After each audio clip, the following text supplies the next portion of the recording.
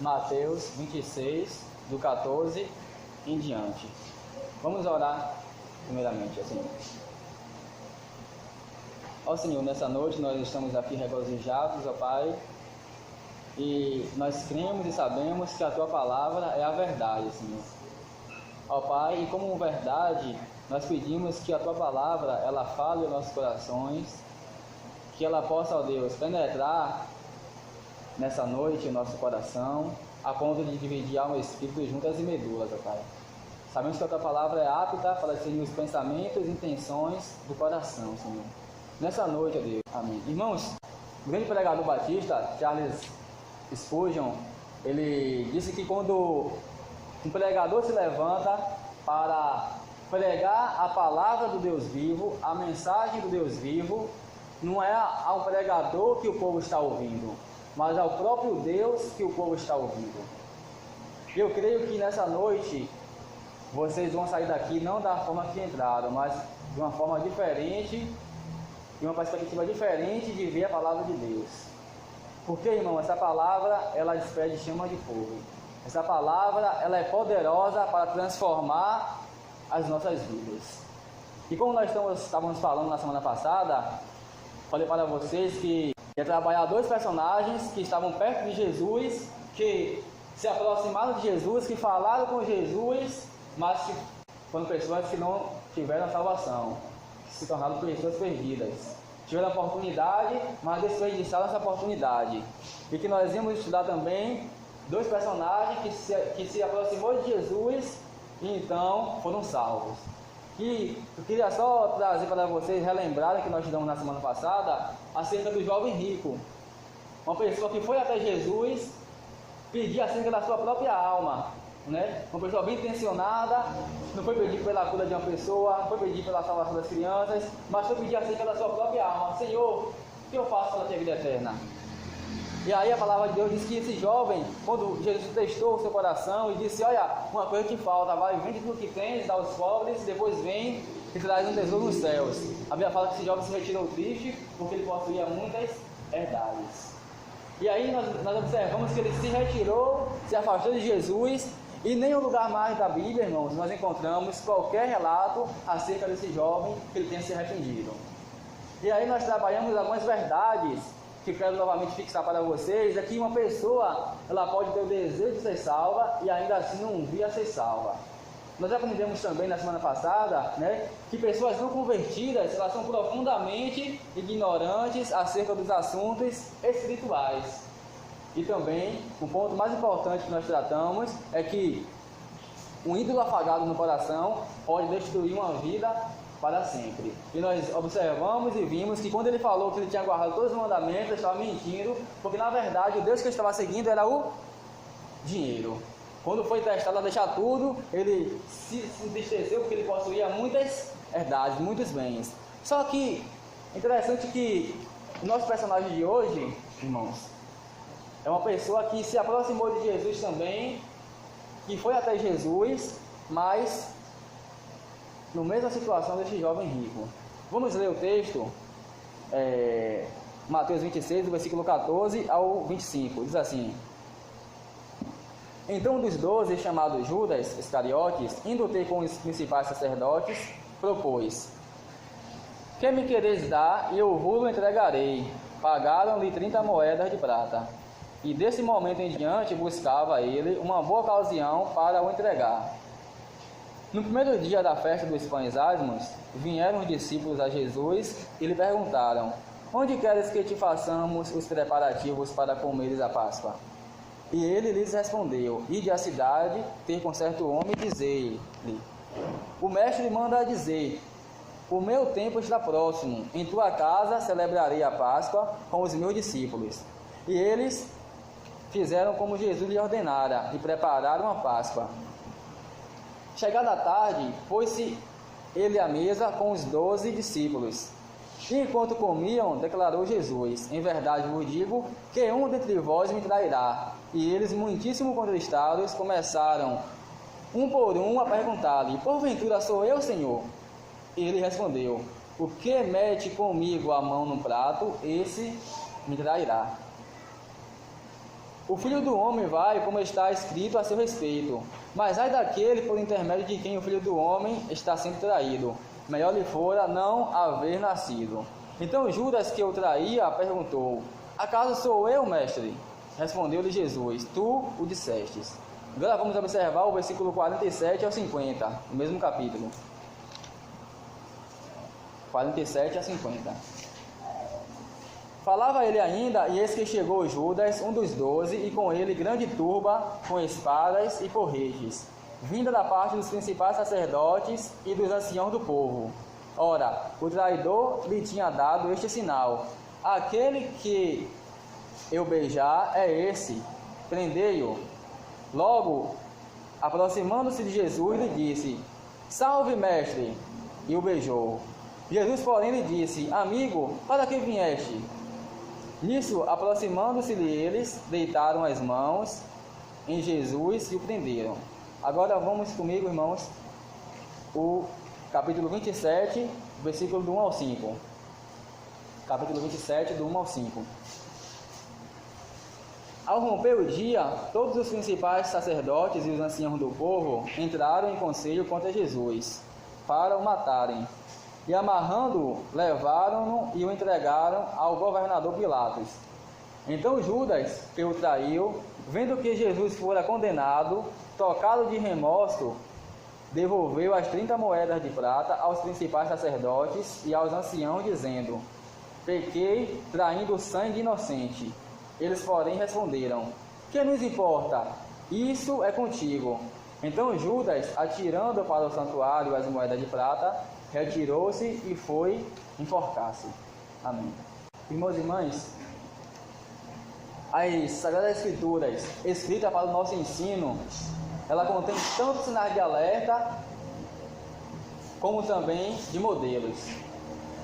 Interessante que a Bíblia nos mostra exemplos daquilo que devemos evitar, como também exemplos que devemos seguir. Ou seja, melhor dizendo, a Bíblia sempre vai tratar de personagens, né, que foram bons exemplos, que deram bons exemplos, mas também de pessoas que deram mau exemplo. E interessante que o nosso personagem de hoje, ele é colocado como um alerta a toda a Igreja de Cristo. Então, quem estava na IBD nessa manhã, nós estudamos acerca da conversão e observamos também a diferença, né, entre o arrependimento e o remorso. E vamos tratar um pouco nessa noite, né, acerca desse personagem. Eu queria que vocês gravassem essa frase aqui, porque talvez a lição mais importante desse texto é a seguinte: é que é possível aceitar Jesus e ainda assim não ser salvo. Aprendemos com Judas, irmãos, que estar perto de Jesus não é o suficiente. Então eu quero chamar a sua atenção, né, para essa história que nós acabamos de ler, porque ao longo da história, uma pleiade de homens ilustres, eles engrossaram as fileiras do fracasso e então renderam-se ao pecado, se entregando aos vícios, se entregando a muitas coisas erradas. Pessoas que deixaram de ser heróis para serem vilões.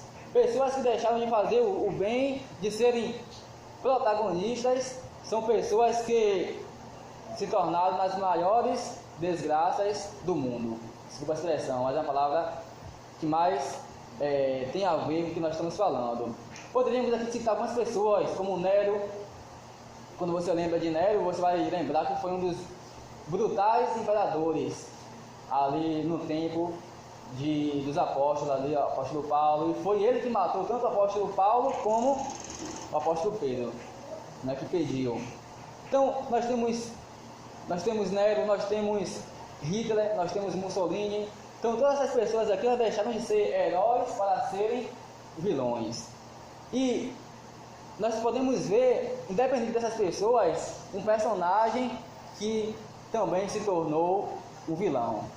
Esse personagem, irmãos, é Judas. Judas, ele é o maior fracasso na história da humanidade. Eu queria meditar com vocês um pouquinho acerca desse tema. O maior fracasso na história da humanidade. Judas Iscariotes, ele era filho de Simão Iscariotes. Interessante que essa palavra Iscariotes, ela refere-se não ao seu sobrenome, mas à sua cidade natal. Iscariotes, né? Queriote ficava ao sul da Judéia. Interessante também que Judas, irmãos, ele era o único dos 12 discípulos que não era galileu, que não era da Galileia, que não fazia parte, né? O seu nome também, ele é mencionado sempre por último na lista dos apóstolos, dos discípulos. Sempre que você for ver nos evangelhos, Judas é colocado como o último, talvez pela afinidade, talvez Judas não tivesse tanta afinidade como Jesus, porque geralmente, sempre você vai ver na lista ali, as primeiras pessoas é Pedro, Tiago e João, como sendo os primeiros da lista, aquelas pessoas que tinham mais intimidade com Jesus, né, que amava Jesus, Jesus amava, e Judas, portanto, é colocado como último da lista. Talvez uma pessoa que não tivesse tanta afinidade com Jesus, talvez que não amasse, tá? Então, eu quero desenvolver esse tema nessa noite, primeiro com 3 pontos com vocês. Primeiro vamos observar que Judas ele perdeu a maior oportunidade da sua vida, certo? E aqui, irmãos, é preciso dizer para vocês que as oportunidades, elas passam pela nossa vida e jamais voltam. Judas ele teve grandes oportunidades. Primeiro, Judas ele foi chamado para ser um apóstolo de Jesus. E é interessante que lá em Lucas 6, do 12 ao 16, depois que você for ler em casa, vai dizer que depois de uma noite intensa, uma noite inteira de oração, Jesus ele estava conectado à vontade do Pai, estava orando a Deus para escolher os seus discípulos. Ele estava subalterno à vontade do Pai. Jesus então ele chama aqueles homens que haveriam de dar continuidade à sua obra. Jesus escolhe, irmãos, aqueles 12 apóstolos para ser então fundamento da igreja, sobre o qual a igreja está nesse momento edificada sobre a doutrina dos profetas e apóstolos. Então observe que Jesus primeiro, ele tem uma noite inteira de oração, para então escolher seus 12 discípulos, e dentro desses 12, ele escolhe Judas. Interessante, né? Que privilégio, que bênção, fazer parte dessa escola, ser do grupo íntimo de Jesus, dos 12, que aonde Jesus ia, os 12 iam. 3 anos e meio perto de Jesus, ouvindo os ensinamentos de Jesus.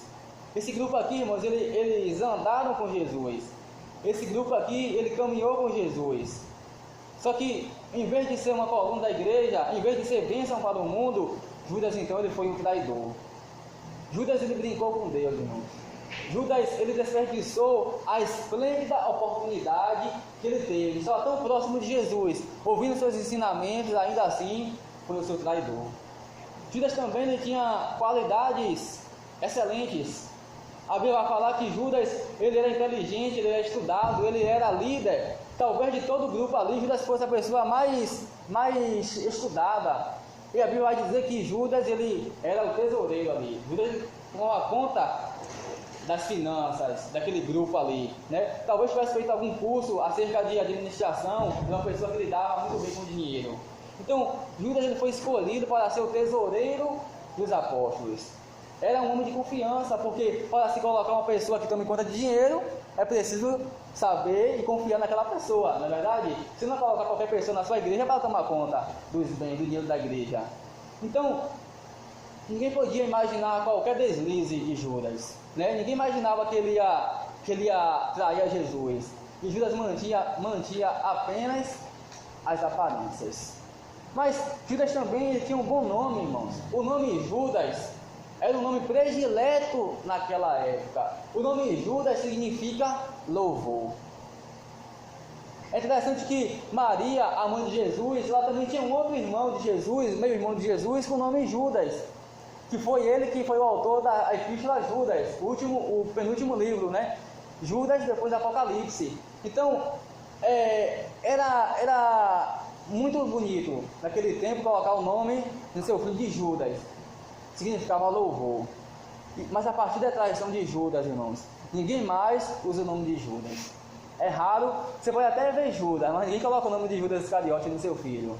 Você colocaria o nome de Judas Iscariote no seu filho? Ninguém. Aquele que deveria ser um louvor foi a maldição. Judas também, irmãos, ele era muito respeitado pelos apóstolos. Judas ele gozava de grandes privilégios. Entre os 12 apóstolos, aquela pessoa que gozava de muitos privilégios. E quando na última ceia, ele disse que Jesus chega para eles e diz assim: um de vocês há de me trair. Ninguém suspeitou de Judas. Ninguém imaginaria que Judas trairia o seu mestre. E aí então Judas ele pergunta, né? Judas é o traidor. Ninguém perguntou, será que Judas é o traidor?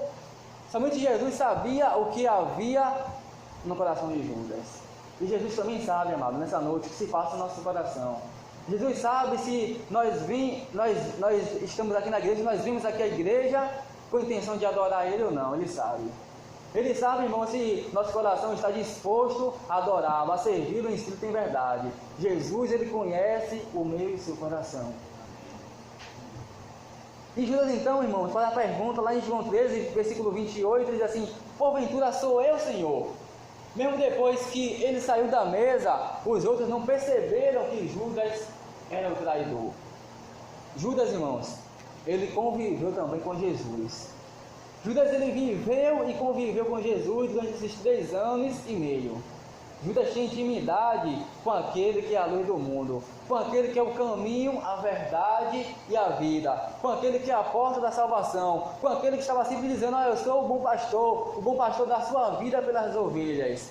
Quem entrará e sairá e achará pastagem. Judas ouviu sermões de Jesus, Judas ouviu muitas maravilhas. Judas, ele andou com Cristo durante 3 anos e meio, irmãos. Ele ouviu palavras de salvação, de arrependimento, de perdão, de vida eterna, de exortação. Judas ouviu tudo isso aqui. Judas escutou os maiores sermões da história. Judas escutou, ouviu a própria voz de Deus, irmãos. Ele presenciou os milagres. Judas viu o cego vendo, Judas viu o coxo andando, Judas viu leprosos sendo curados, Judas viu mortos ressuscitando, Judas viu Lázaro sendo ressuscitado. Ele viu o céu descerem e a terra, e mesmo assim ele continuou mantendo as aparências. Judas, ele viu, irmão, as multidões aceitando a Jesus, se convertendo a Jesus, como você queira chamar, mas Judas se acostumou com o sagrado.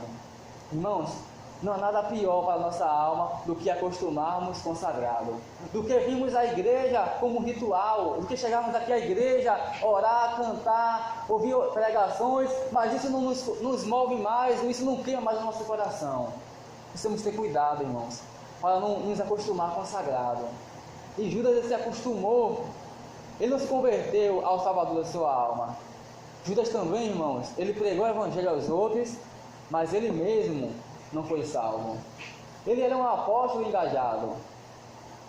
Judas, ele às vezes não tinha tempo para comer. Judas, ele evangelizava, ele percorria toda a Galileia e a Judéia evangelizando, falando de Cristo, né? Interessante que Judas pregava um Jesus real. Judas pregava um Cristo verdadeiramente, como podemos dizer, doutrinariamente correto, mas um Cristo que ele não havia ainda colocado como Salvador e Senhor da sua alma. Hoje também, amados, há muitos membros que estão assim. São muitos membros que vêm à igreja, mas que ainda não são crentes. Muitas pessoas que se batizaram, que vêm à igreja por conveniência, que se batizam por conveniência, mas que ainda não se converteram de fato, de verdade. Que nunca nasceram de novo, que nunca se arrependeram, que pregam, que evangelizam, mas que nunca nasceram de novo, irmãos. E aqui eu queria convidar vocês a abrir a Bíblia para observarmos 2 textos da Palavra de Deus. João 6,66. Pode deixar a Bíblia aberta de Mateus aí, marcado. Quero chamar sua atenção para esses 2 versículos. João 6,66. O 64 diz assim, Jesus falando, tá? João 6,64. Contudo, há descrentes entre vós, pois Jesus sabia desde o princípio quais eram os que não criam e quem o havia de trair. 65, e prosseguiu: por causa disto é que eu vos tenho dito, ninguém poderá vir a mim, se pelo Pai não lhe for concedido. À vista disso, muitos dos seus discípulos o abandonaram e já não andavam com ele. Agora vamos observar em Mateus. Vou tirar Mateus 7, 23, 21 e 23. Mateus 7, 21 ao 23. Diz assim: nem todo que me diz Senhor, Senhor, entrará no reino dos céus, mas aquele que faz a vontade de meu Pai que está nos céus. Muitos naquele dia hão de dizer-me: Senhor, Senhor, porventura não temos nós profetizado em teu nome? Em teu nome não expelimos demônios? Em teu nome não fizemos muitos milagres? Então lhe direi explicitamente: nunca vos conheci, apartai-vos de mim, os que praticais a iniquidade. Eu pergunto aqui a vocês, irmãos, essas pessoas estão mentindo aqui? Quando elas falaram que expulsaram demônios, né, que fizeram milagres, maravilha, no nome de Jesus, estão mentindo? Não, irmãos, elas fizeram tudo isso aqui, mas naquele grande dia, ele vai dizer: nunca vos conheci, apartai-vos de mim. Amado e querido, você que chegou aqui nessa noite, quero dizer para você que Deus, Ele tem te dado grandes oportunidades. Você tem ouvido de Jesus, você tem ouvido sermão acerca de Jesus, você tem ouvido e lido acerca de Cristo. Hoje Deus está falando ao seu coração nessa noite. Talvez você chegou aqui nessa noite, você ainda não se converteu de verdade, de fato, ou talvez você não tenha tomado a decisão certa, a decisão de seguir a Cristo, de colocar Ele como o Senhor e Salvador da tua vida. Então, nesse momento, nessa noite, Deus está te dando grandes oportunidades para você realmente se render a Ele e tê-lo como Senhor e Salvador das suas vidas. Quem não aproveitar a oportunidade de Deus é semelhante, irmãos, a Judas Iscariotes. No segundo ponto, podemos observar aqui é que Judas, ele foi o maior fracasso da história porque cometeu o maior erro. Porque Judas, ele traiu a seu mestre. Judas traiu a Jesus. Judas, primeiro, ele traiu, irmãos, o seu bom nome. Lembra que eu falei para vocês que Judas significa o quê? Louvor. Judas, então, aqui, o seu nome era motivo de júbilo, de louvor, de alegria. E ele então tornou-se vergonhoso, tornou-se vil, hediondo, traiu a sua própria história, seu próprio rumo, sua própria vida, seu próprio nome. E hoje, amados, ninguém mais usa o nome de Judas, usa o nome de Tiago, de Pedro, de João, de Mateus, né, de Marcos, mas ninguém usa o nome de Judas. Judas também, além de trair o seu próprio nome, o seu bom nome, Judas, ele traiu o seu talento. Ele podia ser uma bênção, irmãos, mas Judas, ele perdeu essa grande oportunidade. Judas podia ser um grande ganhador de almas, podia ser um forte estandarte da igreja, uma coluna da igreja, mas era avarento. A Bíblia fala que ele era ganancioso. A mesma forma que nós observamos que aquele jovem amava o dinheiro, Judas também amava o dinheiro. Ele era ladrão, ele era pseudo-filântropo. Era aquela pessoa que era um aproveitador, um mercadejante, um explorador. Ele usava a religião para se enriquecer. Seu Deus era o dinheiro. Judas não estava preocupado com a glória de Deus, nem com os necessitados, mas ele estava preocupado em aumentar suas riquezas. E ali em João 13, quando aquela mulher ela junta todo aquele dinheiro e aquele alabastro ali muito caro, para dizer que era caríssimo, ela quebra e derrama aos pés de Jesus, e Jesus diz assim: não, seria melhor dar aos pobres, vender e dar aos pobres. Ele estava mentindo, ele não queria dar aos pobres, ele queria pegar esse dinheiro para tirar uma porcentagem para ele. Judas, ele era ladrão, irmãos, ele traiu o seu talento. Judas, ele traiu o seu Senhor. A Bíblia fala que Jesus amou a Judas. Jesus o chamou. Jesus o escolheu dentre os 11, dentre os 12, melhor dizendo. Judas, mais do que ninguém, irmãos, conhecia Jesus. Judas sabia que Jesus era o Filho de Deus. E aqui quero dizer para você, conhecimento intelectual nada servirá para a sua salvação.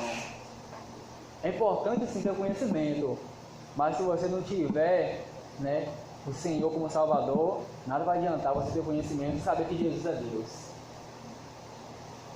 Ele sabia que Jesus era o único Salvador, mas Judas não abriu espaço na sua vida para Jesus. Ele não amava Jesus. Judas, ele deu lugar ao diabo. Ele escancarou a sua vida ao inimigo. Vai dizer que na calada da noite, na surdinha, Judas tentando propor um negócio. Ele está disposto a vender a Jesus, a trair a Jesus. Judas aqui, ele é frio, irmãos, é calculista. Judas, ele vai para o cenáculo e lá em João 13, você pode ler em casa depois, vai dizer que Jesus lava os pés de todos os apóstolos, todos os discípulos, e Judas está ali naquele momento ali, Judas deixa Jesus lavar o seu pé, e naquele momento ali, Jesus sabia de toda a trama de Judas, mas Jesus não diz nada para Judas, irmãos. Jesus queria ganhar o seu coração, mas o coração de Judas estava insensível, estava fechado para o Senhor. E na hora da ceia, Jesus diz: olha, um de vocês hão de me trair, um de vocês me trairá. E todos perguntam: porventura sou eu, Senhor? Porventura sou eu, Senhor? Porventura sou eu, Senhor? E Judas também no meio daqueles homens, daqueles discípulos, com a hipocrisia dele: porventura sou eu, Senhor? E aí, sabe o que é que Jesus diz para ele? Jesus pega um pedaço de pão, diz assim: aquele a quem eu tirar o bocado e colocar na boca, esse me trairá. Jesus tira o pedaço do pão, coloca na boca de Judas e sai. E Jesus diz assim: tu disseste. E os discípulos, ninguém entende nada. Judas, ele então, irmãos, no Getsemane, naquele momento de agonia, que Jesus está ali orando, intercedendo, e ali então incentivando seus discípulos a orarem com ele. Jesus então está sempre orando: olha, Senhor, se possível passa de mim esse cálice, se possível passa de mim esse cálice, mas não seja a minha vontade, mas sim a tua vontade. Então Judas o vê, Judas vai ao seu encontro e disse: salve, mestre! E enquanto beija Jesus com um beijo de traição. O coração de Judas aqui estava fechado. Os soldados então prendem a Jesus, e ele é preso, ele é humilhado, ele é cuspido, ele é esbofeteado, ele é condenado. Judas vê Jesus naquela mesma noite sendo julgado, e uma palavra ficou na mente de Judas: amigo, a que viestes? A sua mente ela ficou atribulada, irmão. No momento que Jesus foi preso, o seu coração ficou sem paz, não havia paz. Judas agora é um homem em crise, um homem em desespero. Judas agora está em pânico porque a culpa está lhe corroendo a alma. Judas então ele chega à beira da loucura. Sabe por quê? Porque ele cometeu o maior crime da história. Ele traiu o seu mestre. E o terceiro ponto, irmãos: na vida de Judas aconteceu o maior fracasso porque ele recusou o perdão do Senhor Jesus. Aqui eu quero dizer para vocês que Judas foi totalmente responsável. Totalmente responsável. Depois de ter traído a Jesus, Judas ele poderia ter se arrependido. Veja comigo Mateus 27, verso 3, que nós lemos. Então Judas, que o traiu, vendo que Jesus fora condenado, tocado de remorso, devolveu as 30 moedas de prata aos principais sacerdotes e aos anciãos, dizendo: irmãos, a sua alma ela estava afogada no mar revolto. Judas ele sentiu remorso. Judas estava cheio de remorsos.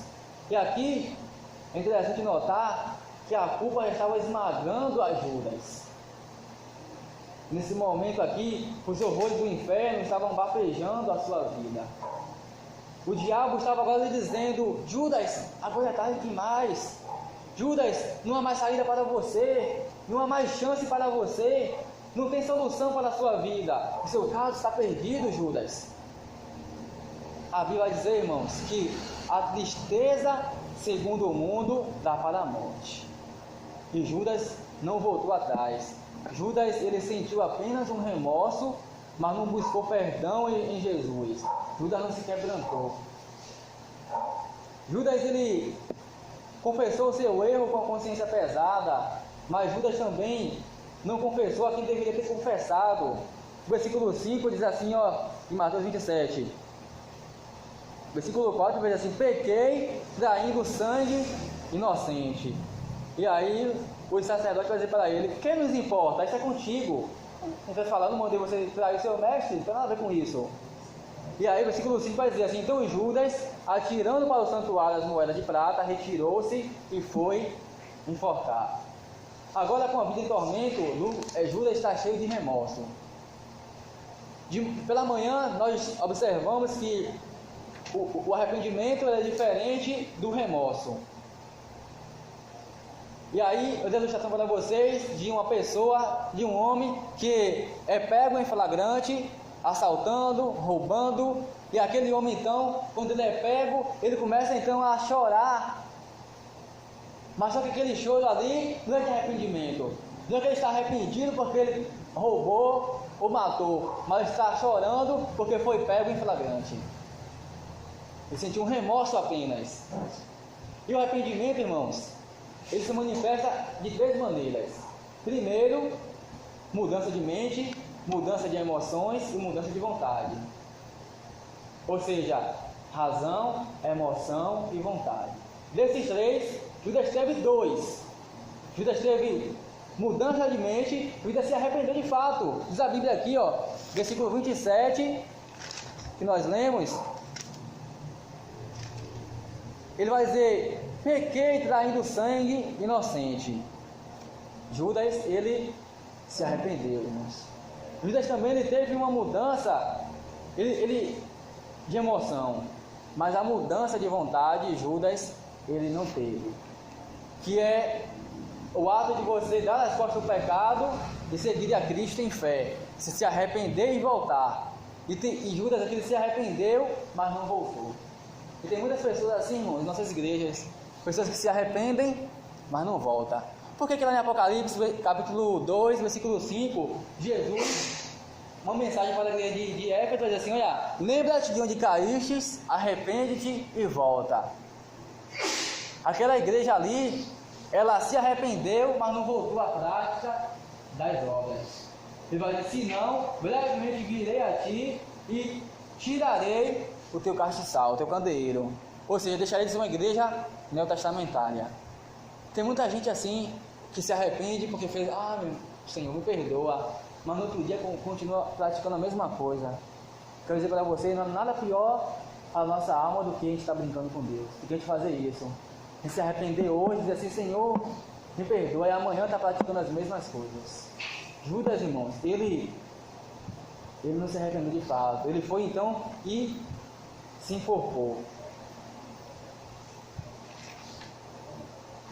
Judas também, ele procurou o suicídio. Judas não procurou a Jesus, Judas não foi até Jesus para pedir perdão. Você lembra que quando Pedro ele chorou amargamente, porque ele traiu o seu mestre, depois Pedro ele se arrependeu. A Bíblia fala que ele chorou amargamente. E a ideia no original ali é que Pedro ele chorou, que chega soluçou de chorar, arrependido por ter traído o seu mestre. E aqui Judas poderia ter feito isso também, poderia ter ido a Jesus, mas Judas então, ele foi e procurou suicídio, ao invés de procurar arrependido perdão de Jesus. Irmãos, o suicídio é uma armadilha do diabo.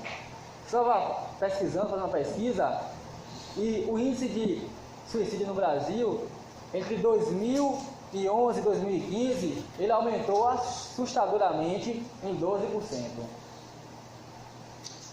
É interessante que o suicídio é a quarta maior causa de mortes entre jovens de 15 a 29 anos. Uma pesquisa realizada em 2015, se não me engano, 2011. Em 2011, foram 10.490 mortes por suicídio, aproximadamente. E em 2015, chegou a 11.000 mortes. Só no Brasil, suicídio. Eu quero dizer para vocês que o suicídio é uma trama satânica. É um golpe fatal de Satanás. Ele diz para as pessoas que estão desesperadas: olha que viver atormentados, olha que vocês vivem atormentados, olha, seu caso está encerrado, não tem mais solução para você, chegou ao ponto final, você agora está no final do túnel, joga a toalha, não dá mais para consertar aquilo que você fez, está vendo, você traiu o seu mestre, está vendo, você pecou novamente. Irmãos, o diabo ele vai estar sempre nos acusando. Esse é o objetivo dele, está sempre lançando a sua seta, os seus dados para nos acusar. Agora vamos ver se você tem a coragem de pelo menos dar o cabo e tirar a sua vida. Se mate. Você não vai conseguir viver dessa forma. Essa é uma trama diabólica. dizendo que não há mais problemas. Mas eu quero dizer para você, irmãos, nessa noite, não sei da tua vida, não sei do que você tem passado, não sei do que está acontecendo na sua vida, mas eu quero dizer para você que não existe nenhum problema que Jesus não possa resolver em nossas vidas. Não existe nenhum pecado, pequeno ou grande demais, que Jesus Cristo não seja capaz de transformar em nossas vidas. Porque o maior dos pecadores, ele diz assim: olha, Zaqueu, vem depressa e me convence a estar na tua casa. E ele vai dizer que hoje houve salvação naquele dia lá, Zaqueu. E também pode haver salvação para você nessa noite, querido. Basta você abrir seu coração para Jesus, basta você se converter de fato e de verdade. E aqui também nós aprendemos, irmãos, que perdendo tantas oportunidades, Judas então ele foi para o seu próprio destino, o inferno. Veja comigo João 17:12. Observe que Judas ele perdeu tantas oportunidades, ele foi para o seu local de destino. 17:12 diz assim: oração sacerdotal de Jesus. Quando eu estava com eles, guardava-os no teu nome, para que me destes, em teu nome que me deste, e protegi-os, e nenhum deles se perdeu, exceto o que? O filho da perdição, para que se cumprisse a Escritura. Agora vá para Atos 1:25. Atos 1:25. Vou ler o 24 para vocês entenderem. E orando, disseram: Tu, Senhor, que conheces o coração de todos, revela-nos qual destes dois tem escolhido para preencher a vaga neste ministério e apostolado, do qual Judas se desviou, indo para o seu próprio lugar, para o inferno. Irmãos, Judas, ele brincou com Deus. Judas, ele desperdiçou as maiores oportunidades, porque Judas conviveu com seu Salvador. Judas, ele era tão hipócrita que ele continuou, que ele permaneceu no cenáculo, ou melhor, no círculo íntimo de Jesus. Na noite em que o Senhor da Glória, ele foi traído, Judas esteve lá no cenáculo, sentado bem próximo a Jesus. Mas Jesus sempre soube de tudo. E em João 13:18, Jesus diz assim: olha, eu conheço aqueles que escolhi. É antes para que se cumpra a Escritura: aquele que come do meu pão levantou contra mim o seu calcanhar. Eu pergunto a vocês, irmãos, por que então que Jesus ele escolheu Judas? Para que se cumprisse a Escritura. Jesus estava citando o Salmo 41, versículo 9. Vamos ler comigo? Uma profecia acerca daquele que iria trair o seu mestre. Salmo 41, versículo 9. Diz assim: até o meu amigo íntimo, em quem eu confiava, que comia do meu pão, levantou contra mim o calcanhar. E também o texto de Salmo 55, do 12 a 14 também, se não observar essa profecia. Com efeito, não é inimigo que me afronta, se fosse, eu suportaria. Nem é o que me odeia quem se exalta contra mim, pois dele eu me esconderia. Mas és tu, homem meu igual, meu companheiro e meu amigo íntimo. Juntos andávamos, juntos nos entretínhamos e íamos com a multidão à casa de Deus. Irmãos, salmo profético aqui a respeito de Judas, daquele que traiu o seu Senhor. Não foi a vontade de Deus, irmãos, desassociada à escolha pessoal de Judas, que ele traísse a Cristo. A cada oportunidade, Jesus o havia alertado e o incitou ao arrependimento e à salvação. Mas Judas, ele sempre lhe deu as costas. Judas, ele foi 100% responsável pelas suas escolhas. Judas, ele ouviu o evangelho do próprio Jesus, mas ainda assim ele recusou abandonar o pecado e o egoísmo. Aprendemos com ele que estar perto de Jesus não é o suficiente. Podemos aceitar Jesus, é possível aceitar Jesus ainda assim não ser salvo. Guarde bem essa frase: é possível aceitar Jesus e ainda assim não ser salvo. Irmãos, caminhando aqui para as minhas conclusões, eu quero destacar algumas verdades sobre o texto que nós lemos e em seguida nós vamos orar ao Senhor. A primeira verdade que nós podemos aprender aqui, nós aprendemos aqui nesse texto, é que um homem pode desfrutar de grandes privilégios, como Judas desfrutou, né? E fazer uma grande confissão como ele fez, e mesmo assim, o tempo todo, seu coração pode não estar correto diante do Senhor. Judas, ele desfrutou dos mais possíveis e altos privilégios.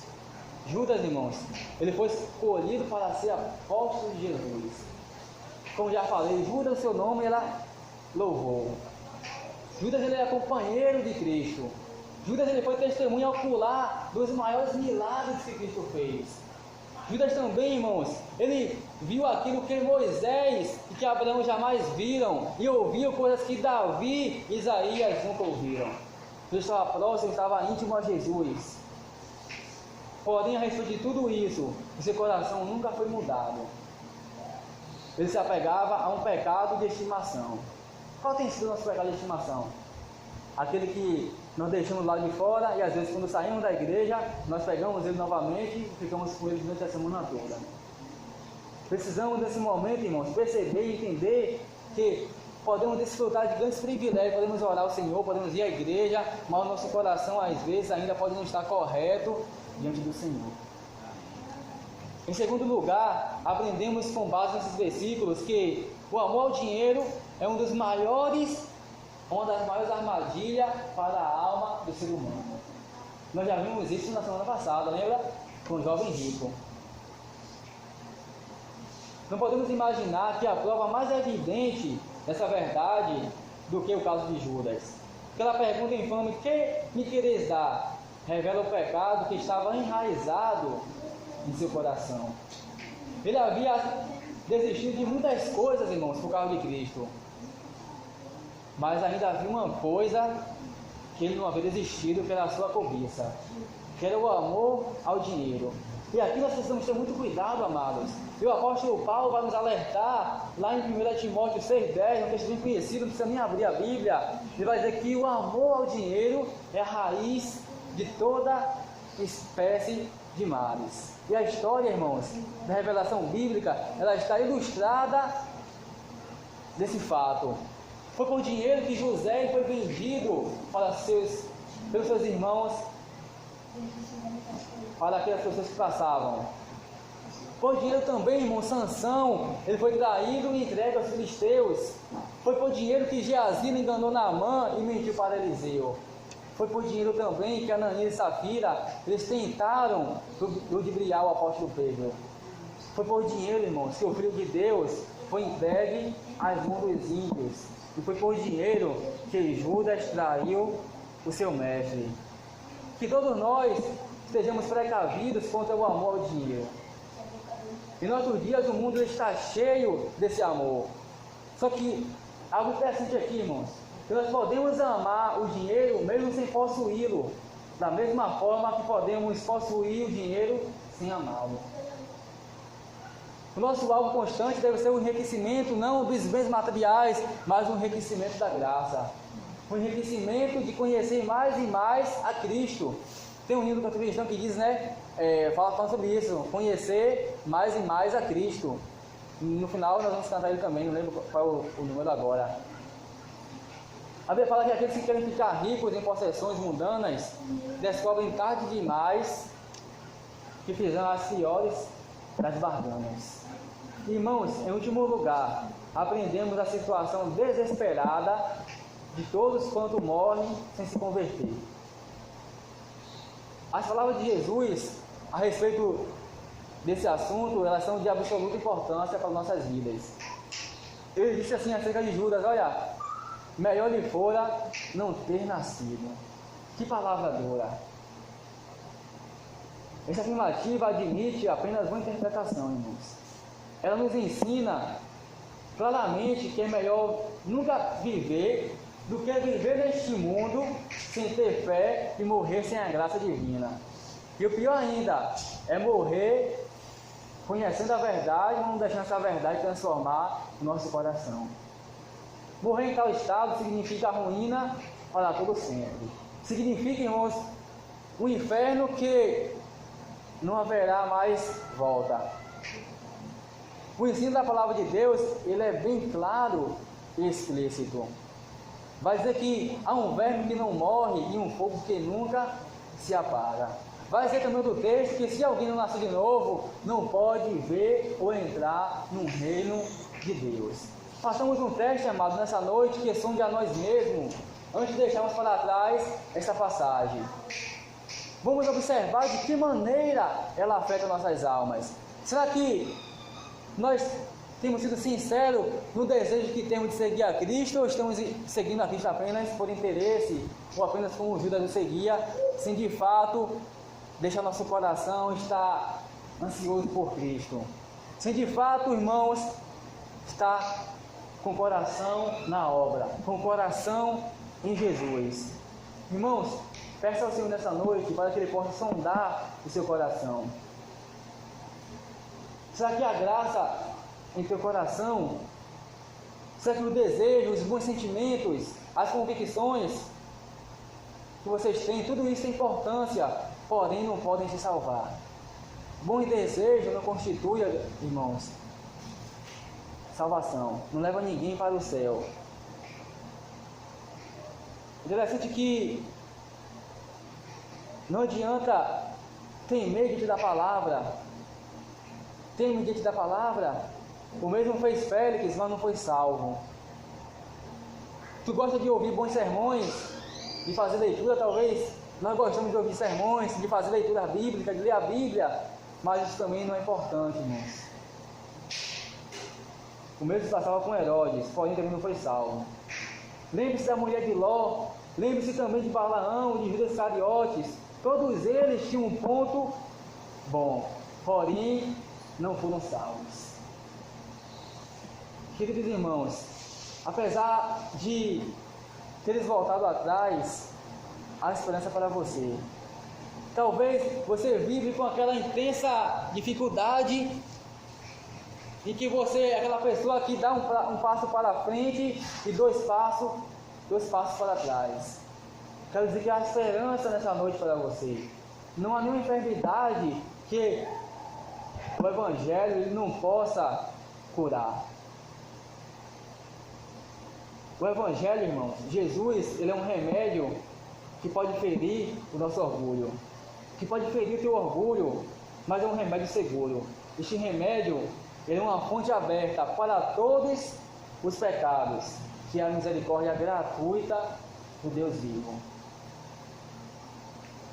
Que nessa noite você possa ir até Jesus sem demora e clamar a Ele por socorro.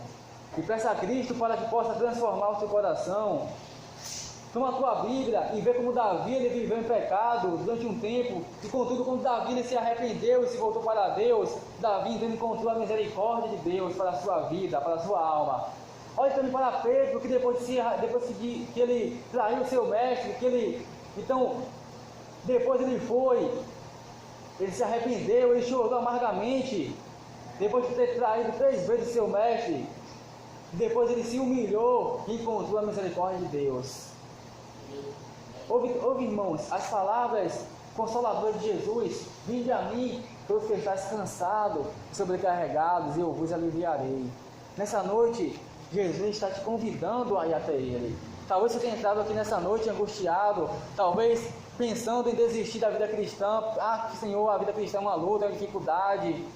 Mas clame a Cristo, vá até Ele, peça a Ele para salvar a sua alma. Talvez você seja realmente um cristão de verdade, você se converteu, mas você não tem conseguido mais ler a Bíblia, mais orar, mais se prostrar diante do Senhor. O seu coração não ferve mais por Deus. Você tem que ser acostumado com o sagrado. Peça a Ele nesse momento para que Ele possa avivar a sua vida, irmãos, transformar o seu coração, te dar um sentimento novo, te dar o desejo de estar diante do Senhor. Que você possa nessa noite se render, irmão, ao Senhor de coração, de verdade, e clamar a Ele, para Ele vir a teu encontro, e faça dele o Senhor e Salvador da tua alma.